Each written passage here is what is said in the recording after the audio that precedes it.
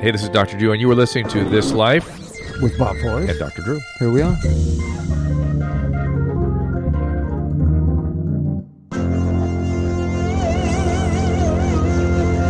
Ladies and gentlemen, boys and girls, get Granny out of the back room and gather around the iPhone. It's probably plugged into something so you can all listen to This Life with Dr. Drew and Bob Forrest, and here we go. That's right. Got a very special guest today. Reminder, everybody, please go to drdrew.com. Check out the other podcasts there. We got Weekly Infusion. We got Me and Corolla. And sign up at the contact list, and we will try to answer your questions here on this show. Yeah. Particularly, this one's a good one for answering questions and stuff. But I want to get right to our guest, who I'm very privileged. I'm very excited. Been waiting 2 months or a month or whatever, however long it's been. Fantastic to know Farrah Abraham from Teen Mom and Teen Mom OG and 16 and Pregnant. And Farrah, who knew that Bob Forrest was one of your biggest fans? There you are, Farrah. Oh, I didn't know. Thanks for having me. Hello. How are you guys? It's so great to talk with you. I've got a million questions. And so, Farrah, I bet. Well, I'm gonna let. What's the number one question? The number one question is, well, you're. See, wait. Oh, before the number one question, there's like two number one questions. You didn't know. First, let's set this all up. Where are you now, Farrah? I am up in Pittsburgh right now. What are you doing? Catching on here with you guys. She's got something going on, right? Drew, I'm telling you. No, I know, and Bob is very impressed by that. That you are an entrepreneur. That I am. and she's been that since I first met her. Back when she was 17, she was talking about opening a restaurant in San Jose, and I know know we'll get into your mom and stuff as we go along, but that is something you did get from your mom, wouldn't you say? I would say so, yeah. Both my parents, both my mom and my dad, they were always talking about business, always into new endeavors, and their friends also, owners of restaurants and different things. So I think I was just brought up kind of, and I think it's just in my genes, really, if you go back and look at all my family and, for me starting my first lemonade stand and all my little businesses growing up, I love doing that stuff. And I've never asked you this, but did you perform well academically in school? Till the baby? To be honest with you, I mean, I just loved everything. But no, to be honest, brutally honest with myself, was I ever really that gifted in math or everything else? No, I wasn't. But you're smart. So was that just you weren't attentive or you were depressed or anything? See, we can call it smart here. The code for between Farrah, just let me tell you, the code for between me and Drew in front of clients and people is called horsepower. Yeah, you got horsepower. Drew came up. You have horsepower. Yeah. It's not a lot of horsepower on Celebrity Rehab or Teen Mom. Well, how dare you? First of all, don't disparage. So when horsepower appears, you're like, oh my God, I don't have a lot of horsepower in that thing that Farrah has. So part of it is envy, like, God, if I had that go-getter attitude where I could be in life after 6 years of Celebrity Rehab, and there's other clinicians that were on there that have just leapfrogged, that were barely on it. Yeah. Who? Sherry has made a whole career based on it. Yeah. I just don't have that go-getterism. Well, we also don't have that self-promotional stuff. Yeah, that's I call it go-getterism. It's a little different. If I didn't have Susan, I'd go-getterism. But I think Farrah, even if she weren't on a TV show, would be out there building businesses and stuff. Yeah, doing something. So anyway, go ahead and back now to your first question. Okay, so Farrah, just so you know, my partner, wife, whatever you want to call it these days, baby mama. We just Bob is a baby mama too. Title, and there's classification in categories, so I could figure it out. So she has a master's in education. She teaches. She's taught in the most horrible schools in California. She's a counselor now in the El Monte School District. When she got pregnant, she became obsessed with Teen Mom. And I've seen this with a business partner of mine whose wife has a doctorate in nursing. She got pregnant and became obsessed with Teen Mom. And we're sitting there like, what is it about pregnancy that makes highly educated women obsessed with Teen Mom? And I would argue it's not just pregnant women, but go ahead, Farrah. What's your take on that? It's weird to me that even, kids like 13, 14 are even interested in that. I don't even understand that myself, but a lot of, I did an appearance last night up here in Pittsburgh, and a lot of them were older mothers, and they said that they had just started watching the show because they had a child, et cetera, et cetera. I hear that all the time. I don't know why they take the energy and time to watch a show when everything is kind of different. So, to answer the question, do I know that answer? No. Do I understand that? No. Drew I thinks he does. And I'm very enthralled with like them being moms, and they're like, look, I think I have a connection because now I'm a mom, you're a mom. I would love to talk about those things. I think it's just common interest rather than a TV show. Bob asked me a question and I couldn't answer. Who walks up to you in an airport and says I'm a fan? What kind of person? Well, the other day it was, mostly a lot of teens or younger adults, and they just wanted to wish that I had a happy day and say hi to me and take a picture. So that's and they just didn't have fame. kids. That's just fame bullshit.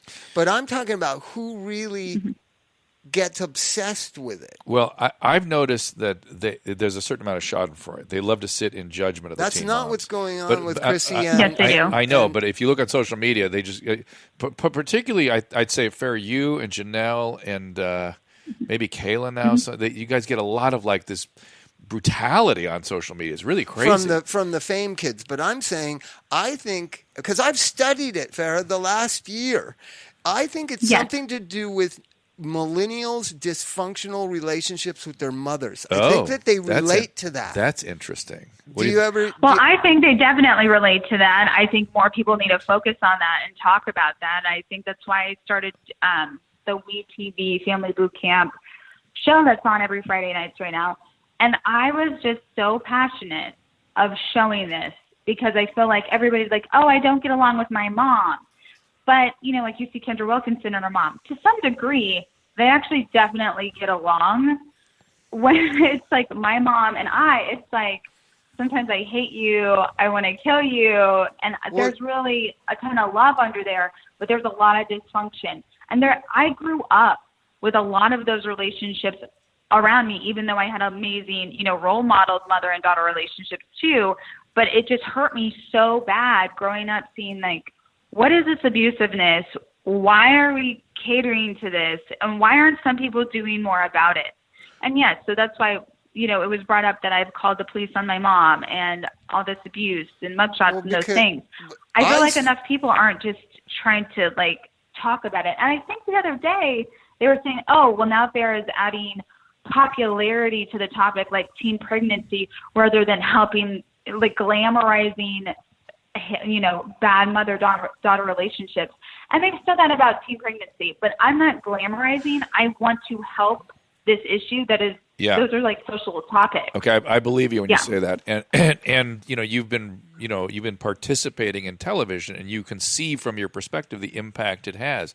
And Bob, I'm here to tell you that the Teen Mom Show has measurable impact on teen pregnancy in this country, and billions of dollars and vats of ink have been spilled on legislation trying to affect teen pregnancy.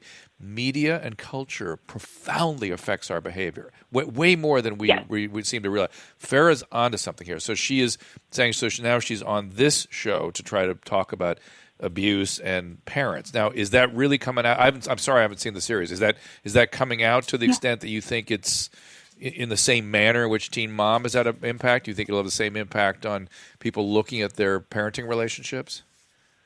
Yes, family behaviors and improving them. That's what I'm pushing for, and I know that the ratings are killing it right now, doing really amazing. Okay. So I hope it gets on with other families in different scenarios.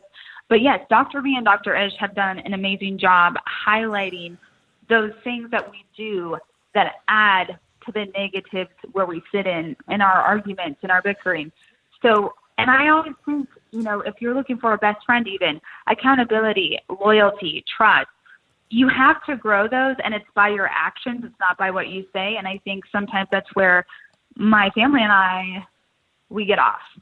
Well, they can't grow out of. See, my whole take on this new parenting, I'm not a big fan, is the best friend. I started noticing it in like 2004, 2005.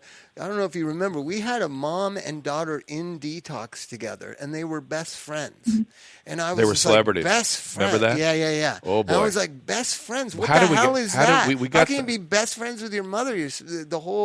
The whole thing is you're supposed to be mentored and prepared for adult life and then go on. Listen to this, and I'm going to let But remember, Dr. Drew, right? Yeah. If you become a best friend as a parent, that means somewhere internally there's not real functionality of a parent in there. That's right. So it substitutes as the parent or as with the friend. That's it. Farrah, That's you say some of the profound about. stuff sometimes. And I'm sorry that a lot of it doesn't get on TV, so I'm glad we're here talking about this. Absolutely. It's also discomfort with authority, discomfort with being an adult, discomfort with being a parent. That's absolutely true. How about one of the problems I have is the pancake idea. The millennials millennials like pancakes. They don't like authority. They don't like chains of command. In businesses, like we had Khalil here, you have to act like everybody's equal. Okay, so let me tell you. So when moms and daughters are equal, that's where it begins. Okay, so let me tell you what I was complaining about college administrators also being uncomfortable with their authority.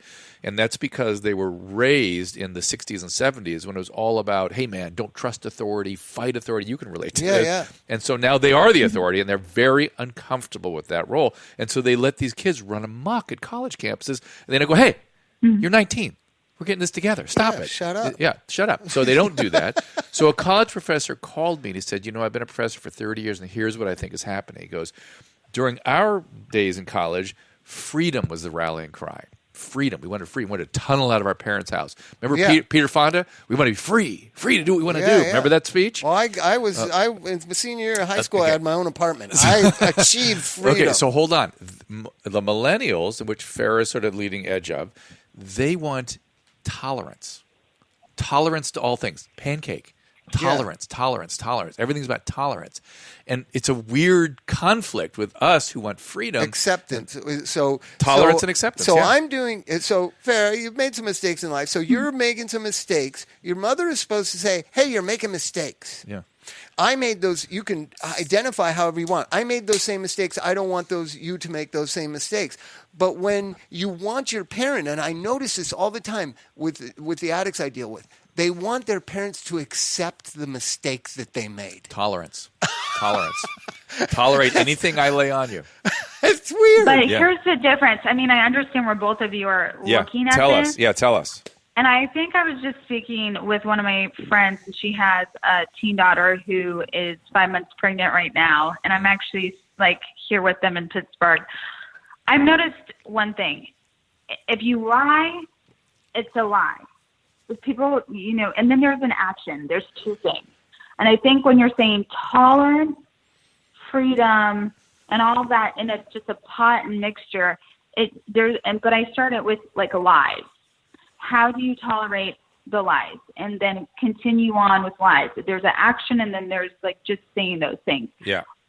How much can you tolerate of a lie or your bad choices? I don't think you should. Well, I think it's because now I'm running businesses. It's intolerable. No, I don't think you should. I don't think you should tolerate any of that. But I think millennials think somehow that ought to be tolerated, and they're uncomfortable when it isn't. And millennials' parents are incapable of tolerating watching their children suffer. Oh yeah, absolutely. So if you're going to make a mistake, and I'm going to point it out to you as a parent, as a dad, hey, that's going to lead you in a really wrong direction, and you say, well, I just want you to understand that I did this because of this reason. Yeah. And you go, I don't give a fuck why you did it. Yeah. You're going to end up in the toolies. The kids are acting out and explaining themselves like that because the parent wasn't developing their child properly in their communication styles. Yeah. For that even to start, it started with the parents and their interaction with them. Well, now, what they're modeling. I completely agree with you, Farrah. Now, I'm going to say something that I'm.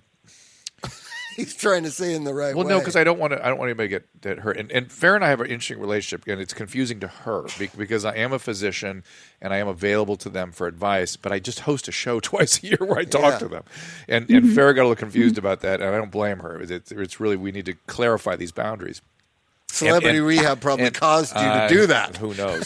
But I'm gonna say something now that is a boundary issue, and we can pull it out of the show if you want. But I've been worried. Okay, so I've been worried about. I've been just looking at your mom and sort of gotten to know her over the years too, and I'm worried there's something psychiatrically going on there that's not being properly managed. Am I onto something? Or assessed. What's that?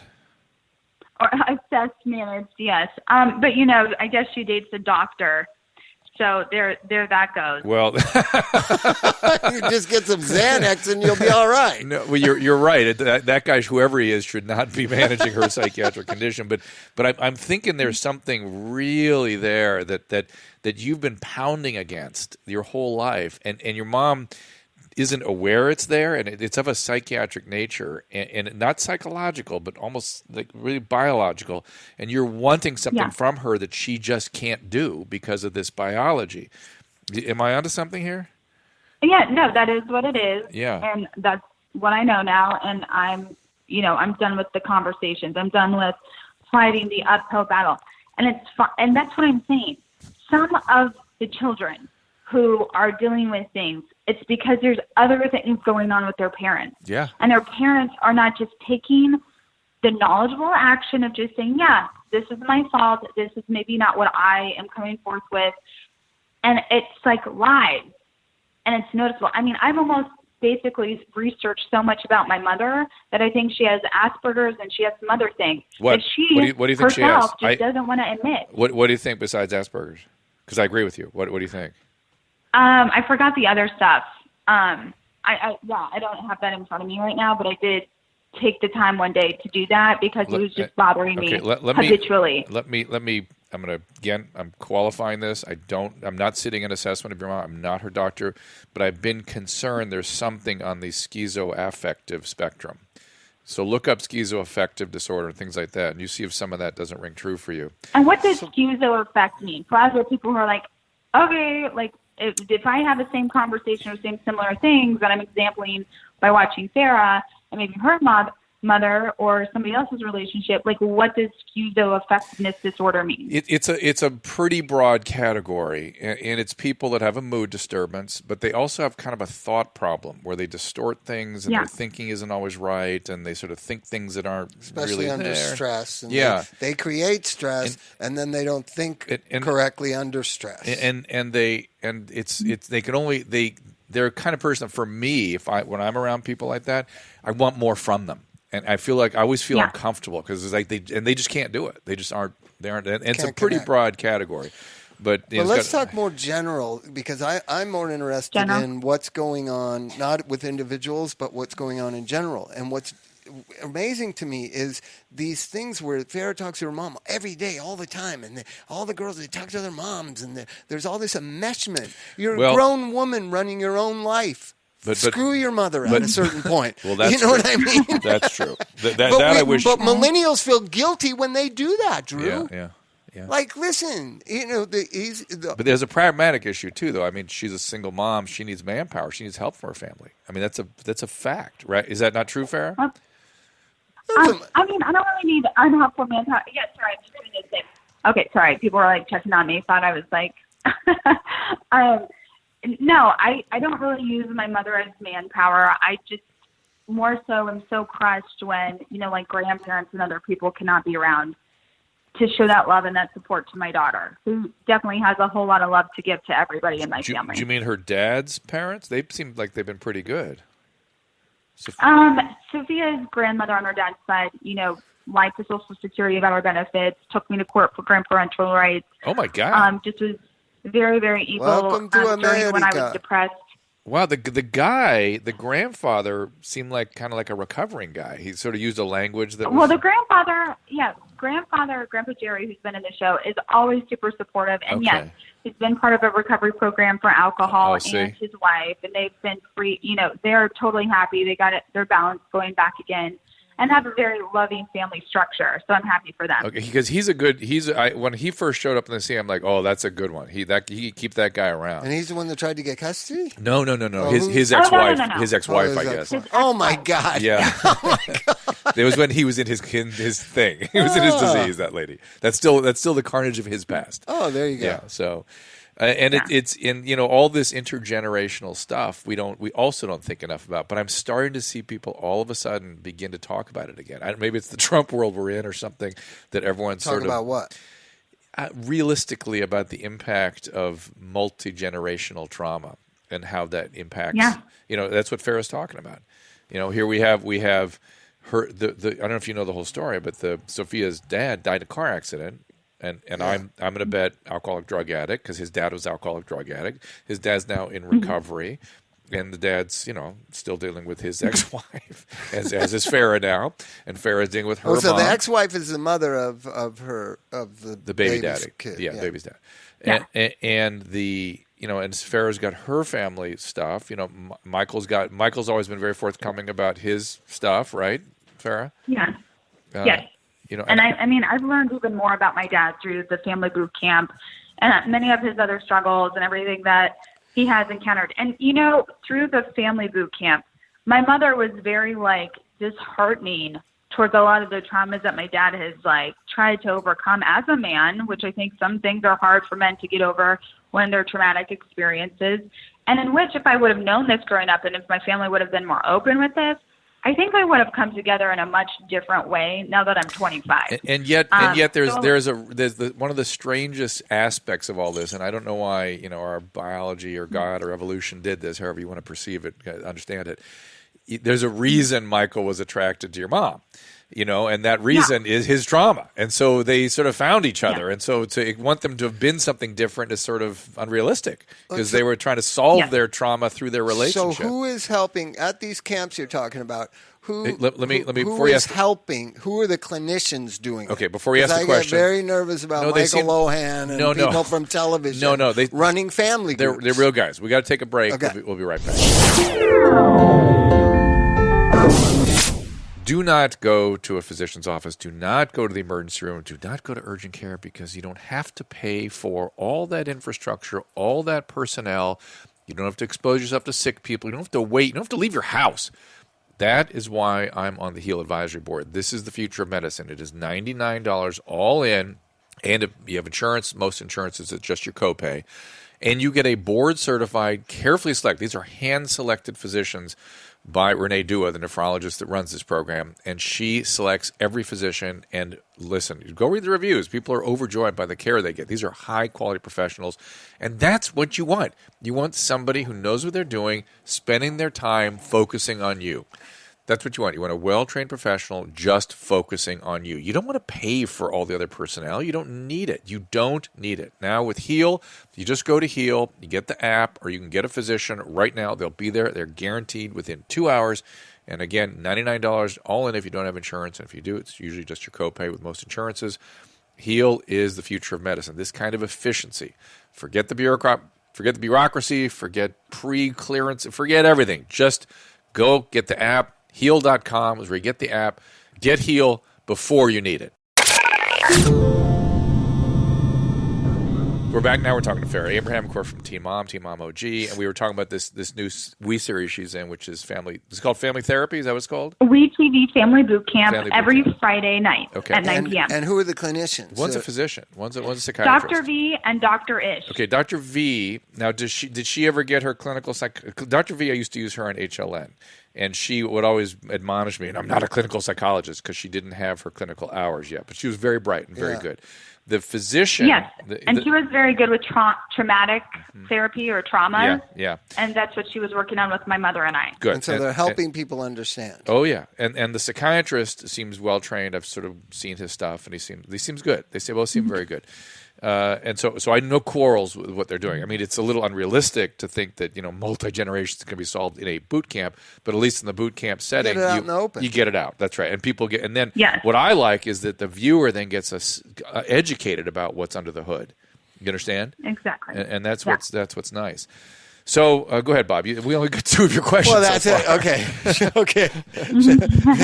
The other one is this phenomena of teen mom that I'm a little skeptical about that it's decreased teen pregnancy. It has. It's right?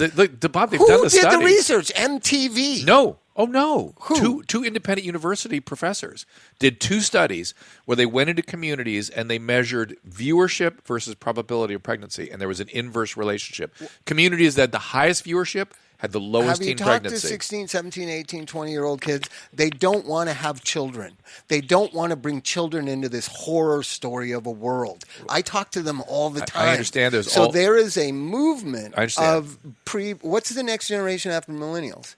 Gen Z or something? The Generation Z, I have a lot of hope for. Me too. They are cautious about bringing people into the world. I've talked to them extensively. But let me tell you that specifically this show has had an impact. They will say... Well, it supported their idea already. That's right. I'm not saying the trend wasn't already there, but it accelerated the trend. There's another trend in this generation, which is they have 300% decrease in opiate use. Oh, I know. Right? So they wised up. They saw their brothers and sisters going to rehab and dying, and they said, no. So opiates, prescription opiates in particular, have been demonized to this generation, and pregnancy. Pot way up, though. Yeah, pot way up. So we're going to deal with that next. So there's some hope. But I think that obviously on a surface level, you would think, you've become so famous. Some of the girls have become so famous on the cover. You can't go past a supermarket without seeing all the teen moms on every cover of every magazine. That has to inspire some young girls to want to have babies. Doesn't. Come on. Don't measure it. You're go measure it. You're drinking the Kool-Aid of what the people tell you. Bob, go measure it. What I can tell you. I want to hear it from Farrah, not you or a university. 100% authentic here. Yeah. So, yes, we have decreased largely the awareness of teen pregnancies, the challenges, don't do this. I hope you understand. We want to improve your lives by showing this and sharing this. Yeah. So, yes, we've decreased it. We make history. About 3 times this has been shown over these 9 years or 10 years or however long we've been doing this. Hold on, let her answer. Then you have, and I'm siding with you, but yes, then you have those screw looses who are but it's the same way with WAGs, that show on E. I'm going to go marry a football player or somebody famous. I'm going to go get knocked up. And they're not teens. These are 20-year-old, 30-year-old women who get pregnant for fame, for something. And you can't just blame Teen Mom when you have all of these other shows that cater to pregnancies too, that are just really imaginarily made so that hopefully this screw loose can go get famous or have whatever she wants that she's trying to attain. So I just don't rationalize with that because I'm an individual I'm going to work hard. Whatever I need to make happen, it's going to be from me, validated by me. Others are very different. And I've witnessed that I'm talking with Ocho Cinco and Kendra Wilkinson and some of these others who have very much just been open about all of the, their friends and their scenarios with this. So I think I can give you you an example. Blame a teen mom for that. I just trust kind of like what I know around. So the people who run intervention they have all the research you have from all these universities that their success rate with drug addicts is astronomically higher. The TV show Intervention. That makes sense. They have all the documented evidence that these people succeed at a higher rate than most. You and I saw that. We were surprised that we saw that the television cameras motivate. They motivate, but not at a 60% rate like they're saying. They pay to have who researched it. I don't want to get into it. I don't trust it. No. I have the right not to trust it. Independent research. Right? Independent research. Now, it may be wrong, but the research is unassailable. But it's fair in America to say, regardless of what you're saying, I see alternative motivation. Talk about this all day long. Can I just say, fuck research for a second? We've talked about it enough. But I also wanted to ask you, what would you say to the drug addicts or people who are trying to figure out their lives through their depression, like Caitlin and Tyler on Teen Mom, like some of the others who drink excessively much? Why don't we talk about those things, some helpful things that you've learned in your life, and what would you say back? And maybe Amber, she has her own side issues too. There's other ways that you guys can help, and I think sharing some of that from watching it would be helpful. Yeah, okay. So, Amber and I have talked a million times about what's going on there. And here's the problem with addicts and alcoholics. You can't force them to do anything, and Bob and I know that. You can only sort of lead them to water, or as Abraham Lincoln says, give them a drop of honey as opposed to a gallon of gall. Unless you have leverage. I don't have any leverage. In April, Caitlin's mom, I busted her balls a little bit because she's been in recovery. She knows what that is, and she has an impact on Caitlin if she gets back into her sobriety. Butch, I've had conversations with Butch off air trying to keep him sober because he's motivated. They really want to stay sober. Caitlin's mom knows better. Butch wants it. He keeps screwing up, but there he is. Caitlin and Tyler are in that group of millennials that think pot is no big deal and it's affecting them and they're not aware of it. They will get there one day when they'll ask questions about it.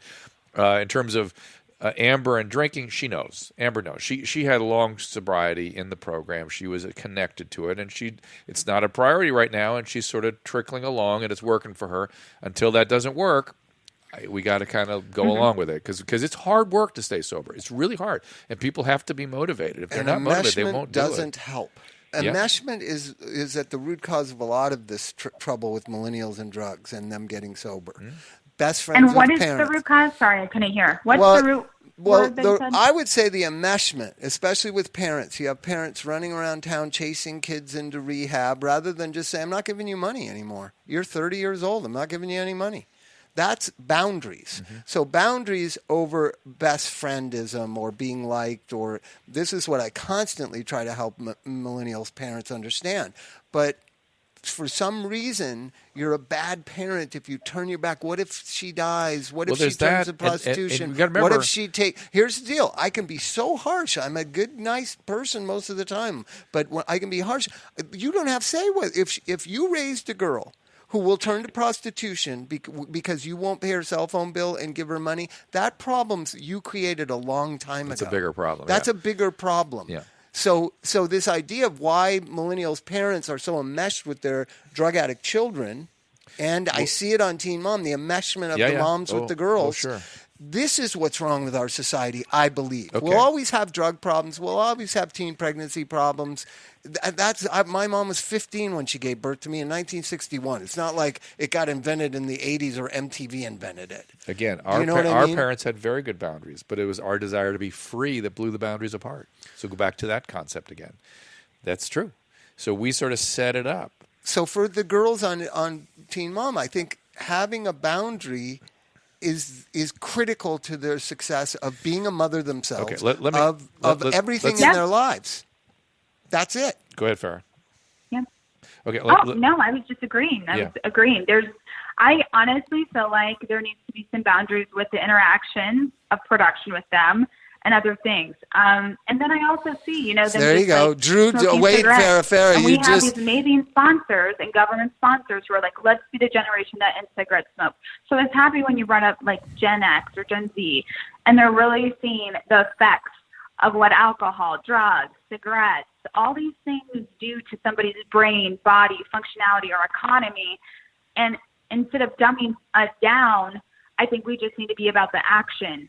And I'm happy that we talked about this. So Farrah, let's go back to you if you don't mind for a minute before we let you go. Is that what have you learned about your own condition? What is it because you said some stuff to me the last time we sat down for a reunion, and it was profound, and it didn't go on TV. I was shocked. Of course. And so I'm going to give you a chance to describe what you understand about your own stuff right now.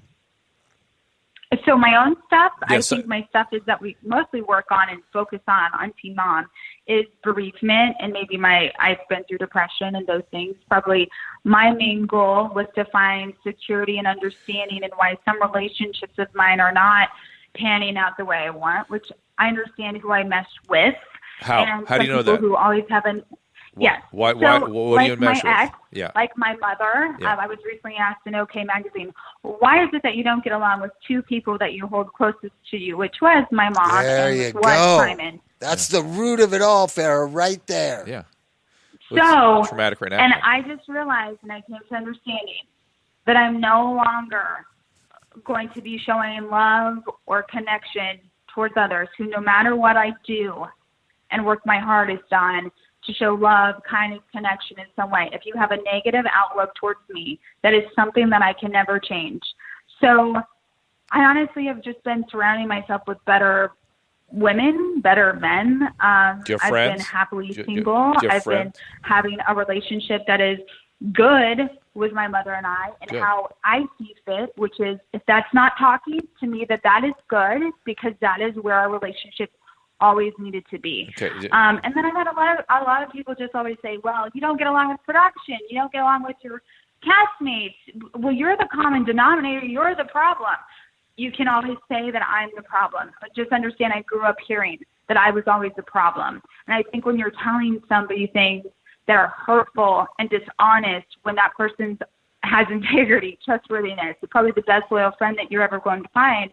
I've just realized I have to alienate myself from situations, again, that just want to make me the villain, the problem. So I'm not fighting anymore, and I'm not hanging out with those groups. And I think, as we've been seeing on MTV, that I've just really changed a lot. I don't really care to bicker or fight or associate, and it's a job. It's a job. Will you be on time when we have our next reunion? That's what got everyone all upset last time. No, it wasn't me not being on time. It was me asking Larry, who isn't trustworthy or honest or has no integrity of professionalism, when somebody's ill, sick, and just flew in that morning from another work. I'm just continually working and says it's okay, and they adjust the schedule so other people can go and they can leave. No, instead, they held other people back, didn't adjust the schedule, wanted to blame me for their fuck-ups. And again, I'm ill. I still showed up. I still worked. And I left earlier than everybody else did in the whole building because they were more focused on what? Negativity and hatred and unprofessionalism, which I don't stand for. Well, but to be fair, a couple things. You told me you were doing dialectical behavioral therapy. Is that still something you're engaged in? And I do. Okay. I continue to do therapy and invest in myself. Right, so hold on, I always say that is the best thing. And that's good. And you also said you mentioned a certain kind of personality style that you thought you had that one of the doctors told you. Type A? Well, no, you said type A. No, you are definitely type A, but you cluster B, we call that. You said something about borderline personality one time to me. Is that still something that you... Oh, no, I don't have a borderline personality disorder. That's not ever what I have been told by my therapist, so I don't quite understand where that popped up. You said that. You said it to me, but that's fine. That's fine. And so let me ask this. You have a tendency to be aggressive, and I think that brings some of the stuff on you that you don't like. Right. Can I help for one Please, second? And aggressiveness, so, Farrah, aggressiveness is stemmed from being misunderstood. No. But hold on, Farrah, because you and I sound a lot alike, and that's probably why I identified with you or liked you. So what happened with me is I would get frustrated with production, frustrated with everything, fighting everybody, everything, and I had to look at myself with the help of a therapist and say, why am I here? And I was really overlooking how much I benefited from these situations that I was so frustrated by, and everybody's a phony, right? So I had to say, I do. Well,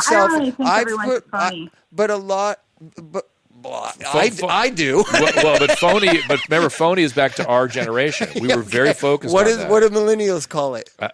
Intolerant.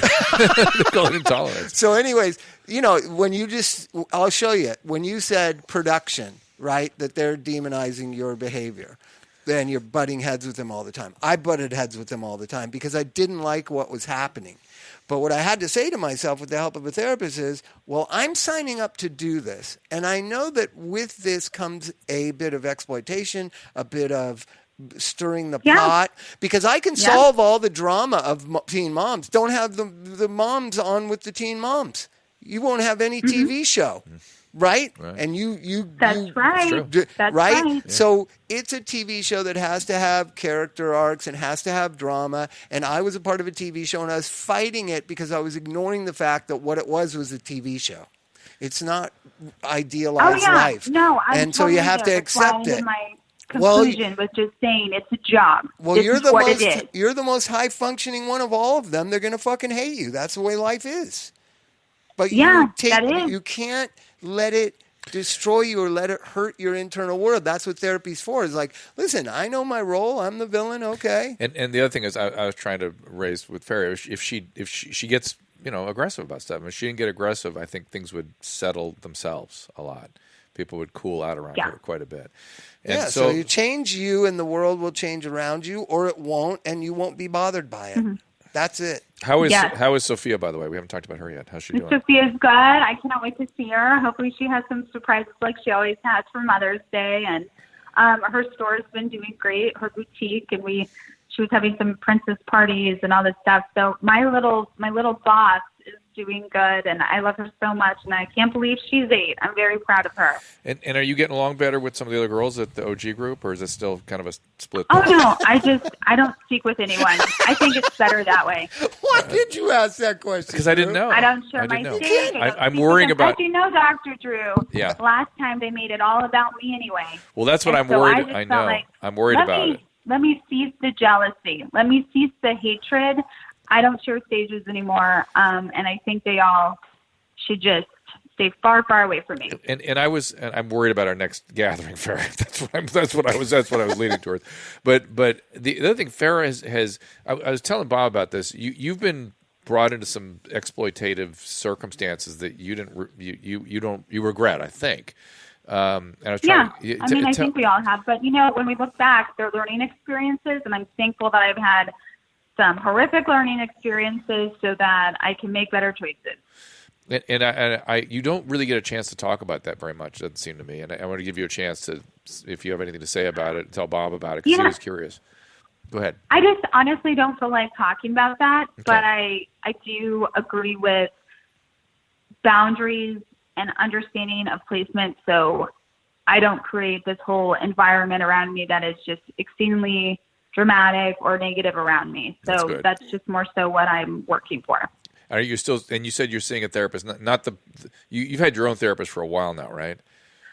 Yeah, and she's actually moved on in her life, and I think no matter what, we're always cordial, and we talk, and she helps me find different therapists when I need one. And because I always just it's like hot yoga or something. I just crave just being healthy and mentally, physically. So I've had some in Austin, and I'm getting ready to find one in Los Angeles, since I'll be working there more for a couple months.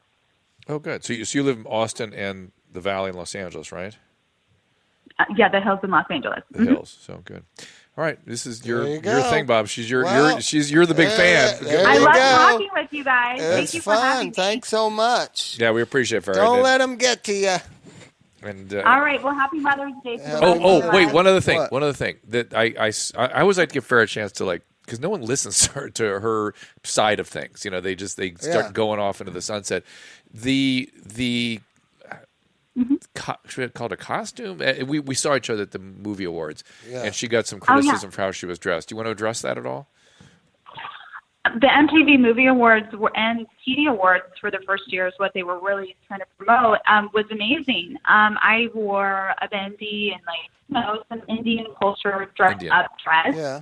And it's every day in their culture. But I guess in America and some of the hatefulness, they thought it was a costume, and Farrah wears costumes. But then the backlash that they got from India and other fashion bloggers and things is, that's disrespectful. Acting like that's just a costume and whatnot. And I still have my henna on. With my ex was Indian, and I am around Indian culture so much. So I'm happy that I brought that to the red carpet, and I think our American red carpets hopefully will have more culture. Yes, she said. What was the big deal? I know she was explicit that this is her little nod to Bollywood. But I'm going to give Susan a chance, whom you made out with at the movie awards, a chance. I made out with her. We didn't make out. She just kissed me. I just got a picture of that. But you thought the outfit was great, right? Well, yeah. I mean, it's the MTV Movie TV Awards, and everybody dresses up a little bit and wears something funky and fun. It's not like you show up, on the right. I mean, it was. We were surprised. We were surprised that she got criticized. I was surprised she got criticized. Well, I mean, to me, it's just the more social media bullshit. Maybe she'll just get criticized anything she does. It's absolutely. That's my point. That's part of it. So you got to have you ever seen what Rihanna wears to the VMAs? I mean, come on, their boobs are hanging out, everything. So it's not like. I mean, I honestly think that you're gonna take a little bit of heat for anything you do in your life. Yeah, just so because of who you are. Be tough, be strong. You're tough, you're strong. Get some better friends around you, and ignore it all. Susan, you have any questions before we let Farrah go? No, I'm just, really happy that she came on the podcast, and we look forward to maybe doing it again. We can continue this conversation. For the record, I wish the four of you guys would get along again. It was always better when everyone did support each other, because you are in a very unique. But that's not good television, Drew. I understand that.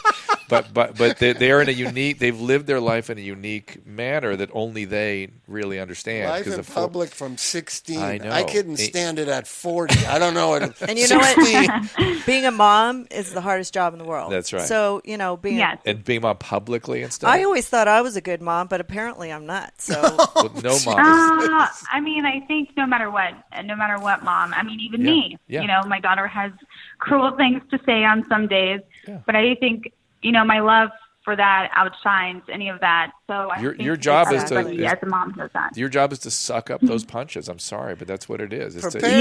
Prepare them for the real world. That's what I'm doing. That's what the boundary is. The boundary is I'm not going to let that in. I'll sit here and it's hard, though. Absorb the punch. And you don't dance. That's the plan. Yeah. That's hard, though, Farrah. Not dancing. When it happens, just ignoring it and letting it go. Drew taught me that. Yeah, I'm really happy you use that language, because it's just getting off the dance floor. We used to use it with our patients all the time. Don't dance with them. Especially just girls. Off the floor. The boys are pretty cool. Well, they'll have Girls their are own. the They'll worst. have their own version. Trust me, Farrah. Thank you so much. I wish you the best out there in Pittsburgh, and I'll see you whenever we're not scheduled soon. Are we scheduled a thing? Yes, in June. I'll see you in June. Oh my God, I got to come to that. Oh, she is. Is that you guys? I thought it was Team Mom 2 I was doing. Is this the first weekend of June? I'm sure they clustered all the girls together in one weekend, but yes, so June 2nd, 3rd. Okay, so I will see you then. So please try to heal with the other guys before I get there. I don't put up with bullying either. That's another thing that Viacom's not about. Farrah, but listen, if anyone's going to be the leader, it'll be me. No bullying. Farrah, get there late and give them something to talk about. Okay. Why don't you bring a taser this time? You can just for who? I don't know. Taser. Amber needs the taser. I'll bring my taser. No, don't talk. I'm joking. One other thing. So just to clear this up too. Farrah and I, one of the reasons we got in a little bit of a conflict last time we were together, it got confusing and legitimately confusing for her. Because Theo Vaughn, who's, for Theo, has been on the show a couple of times. I was on his podcast, and he went, "Oh, who are the teen moms do you hate?" And I was like, "I don't hate the teen moms." He goes, well, and I said, but sometimes Farrah drives me crazy. I want to kill her. And what I meant was, listen. And what I said was, because I want this completely. I want to strangle her. I said I wanted to strangle her because of the things that had happened to you that I was trying to save you from. Again, I'm a big saving guy. And I was like, God, I wish I want to strangle you. You made those choices. But, as you say today, those are choices that you learned from. And, but that's what that was about. And you know what? It's so odd that you mentioned Theo or whoever. He actually texted me the other day trying to hang out. So hopefully when we're all in LA, we can go out or something. He is an interesting guy. He's really nice. Yeah, we will do that. But he knows you're single, too. So you're single, right? Sort of. Single. Yeah, I'm single. Yeah, he is, too. So, but you know what? I'm not really interested in dating. I just solely love to just focus on friendships right now. Again, with lots of the work I was talking to you guys about. It's good. It's just I like my friend time. I like just people time, and that's about it. All right, Farrah. We'll let you go. You spent enough time with us. Thank We you really so much. appreciate it. I'll see you in a couple weeks. All right, see you Happy Mother's Day, Susan. Thank you. Bye-bye. You too. Let's mention her marriage boot camp show too, really quick. Well, she said it. She talked about it several times. Yeah, it's on Fridays on Fridays at 9:00. And then her Twitter, if anybody needs to know, is F1 Abraham. And trust me, this conversation, I will be criticized for this conversation. Yeah, I know. So will I for talking about Chrissy watching Teen Mom. No. The reason I'll be criticized is that everybody wants to feed into a split. The split is Farrah's bad, we're good, side with us, side with her. And she was feeding that just a minute ago, too. I was trying to get her not to do that. Yeah, that's what I was trying to say. By taking aim at Amber and stuff. I was like, look, stop it. You are all in a unique position. There's reasons that you piss each other off. Don't be aggressive or you're going to push people away. Find a way to heal with those four because you were in a very unique position. If you wanted to say, do you want to do some healing? Don't do it on camera. I mean, the chaos is called... That's their job. It's their life. That's what she said. That's what she said. That's my job. You heard her say That's the other mom's job, too? They don't have, jobs? No, this is their job. This is their job? Yeah. Yeah. Let's leave it with that. Well, wait. Am I okay? But it's not really their job. I mean, they have. Am I Yes, on? you're on. I hear you. Okay. they have other endeavors. They're now adults. Like I understand, Amber now has a clothing and a makeup line. That's right, but that all is because of their primary job, which is doing this reality show. Well, they got paid on the show. No, I don't mean that that's their primary source of income. I'm just saying it's a job. They agreed to do the job. They have to be followed by cameras 24/7. And they do it. It's a job they've signed up for. And that job fosters other endeavors and things that they're into.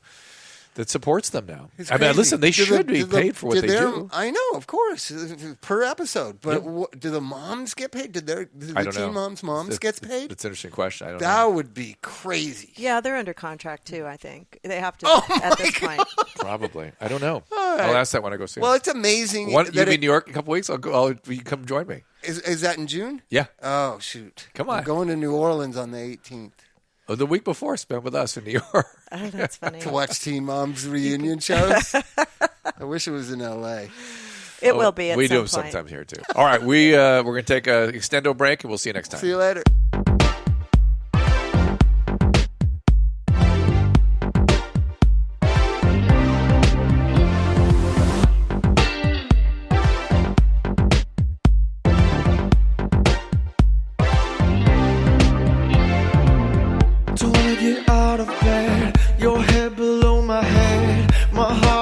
Pounding the beat of my love, our body skin to skin. I can feel what mood you're in. You want it again and again. The beat of my love, one heartbeat, one song, one rhythm gives me reason to hold on. This feeling is never wrong. We'll be together, moving to the beat of my love.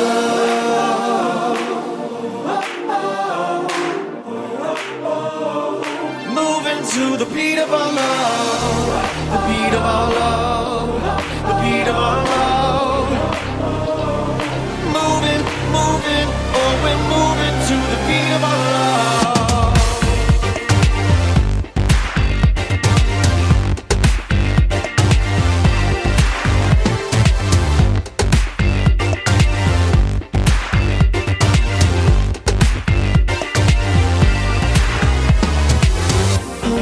Take my hand, make me forget my plans.